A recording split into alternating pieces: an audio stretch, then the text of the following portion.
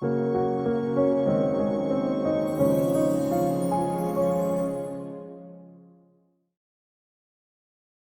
everyone, my name is Ganapati. I am the head of the occupational therapy department and I am also an advanced neuro rehab specialist working at PRS Neuroscience.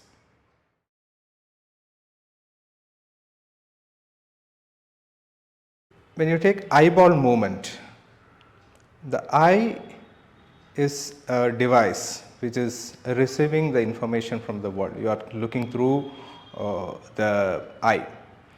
So it receives a vision, that means like what you are seeing, and also the eye has to move towards the side to see where I have to look at.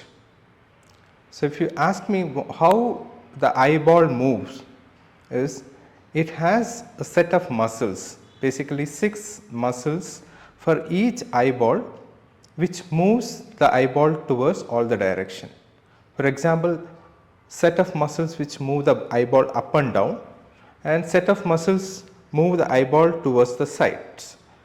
So also you have muscles which move the eyeball towards your nose and away from your nose in a diagonal movement. There are 3 nerves which supply these muscles. These nerves are controlled by the higher centers. For example, if you take higher center, it is about it's your brain, the cortex. The brain is deciding where I have to look.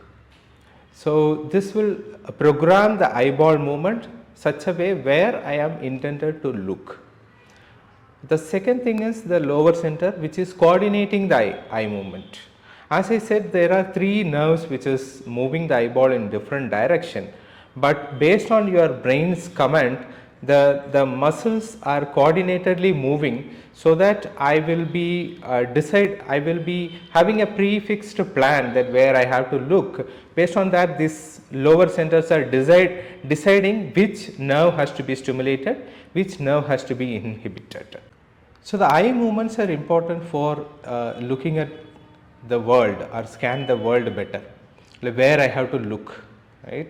Or if object is passing through my vision, so I have to follow the object, or something is coming close to my eyes, I have to see that.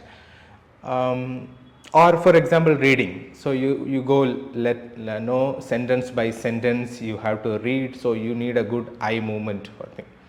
Or you may have an intention to look at things or scan things, you search objects. For that you need a fine eye movement, and also the eye has to work together. Both the eyes should work together so that your brain is getting one image.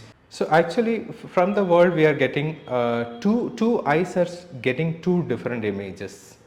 Now these images are going to your brain, and then it is processed and made into a 3-dimensional image at the brain level, that where in the brain it will become one image.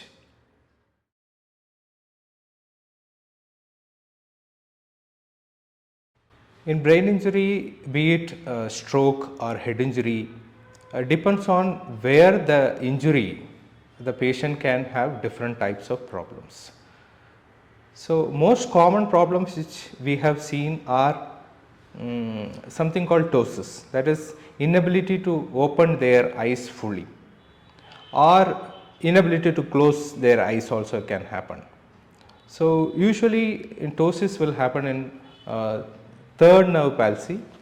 Third nerve palsy is like the third cranial nerve which is supplying the eye muscle, which is getting injured.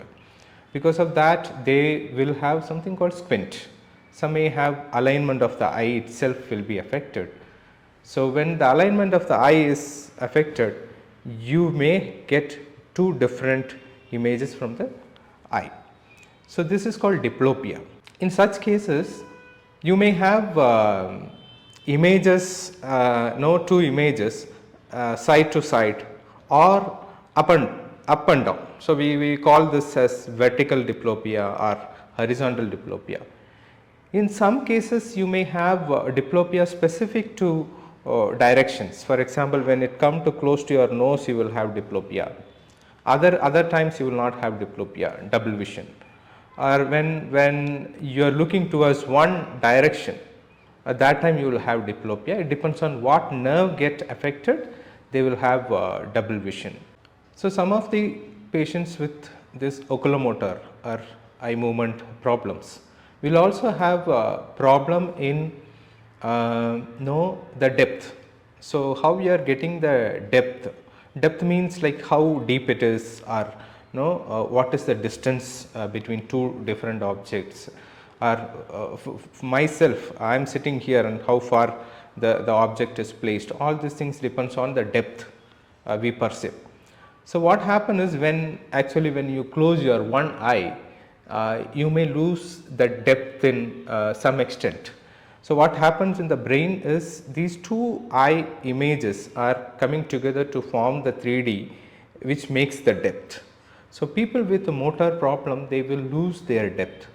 Also, people with eye movement problems, they will have a difficulty in finding objects in the environment.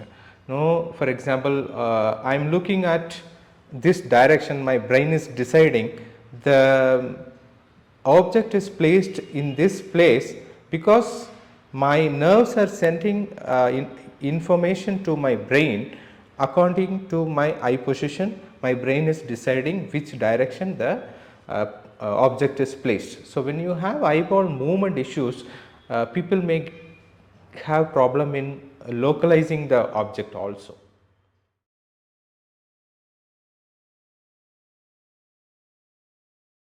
If you want to assess if the person is having eyeball movement, you can do a simple test, like you can place your thumb in front of the patient or person and move it towards the side. Ask him to follow your thumb towards the side and both the directions, right? And then you can see how well they are moving towards the side and also to the other side. And from the midline, from the center point, you can move it upward, ask him to follow, and then downward. So, this will fairly tell that how well they are moving towards the sides and up and down. And then you can also bring it close to his eyes and ask him to look, bring it till the tip of the nose and see how well they are bringing it and seeing as one image, and then take it away. So, this test has to be compared with right eye and left eye, how the right eye is moving and how the left eye is moving. The same is applied for up and down movement also. This test is a very simple test which you can perform at home to find out if they have any obvious eye movement issues, and you can also contact an expert to understand the eyeball and eye movement related issues. You can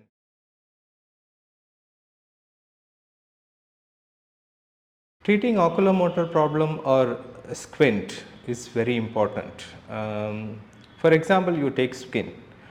If you do not treat squint early, the person may start or the brain may start taking only the information from the dominant eye, and they will leave the information from the non-dominant eye, the weaker eye or lazy eye. The brain will not take information.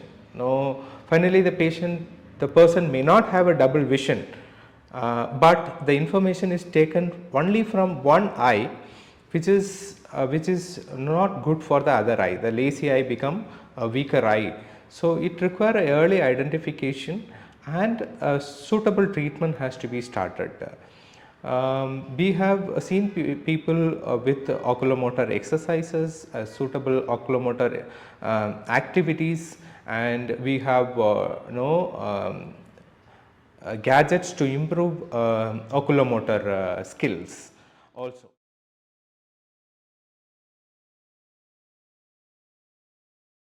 Visual problem in brain injury is very complex.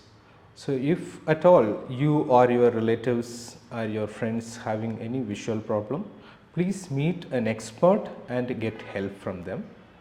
And also, to get an update about visual problems in brain injury, keep watching our visual problem series, which will give you lots of new information and update about the visual problems and their solution.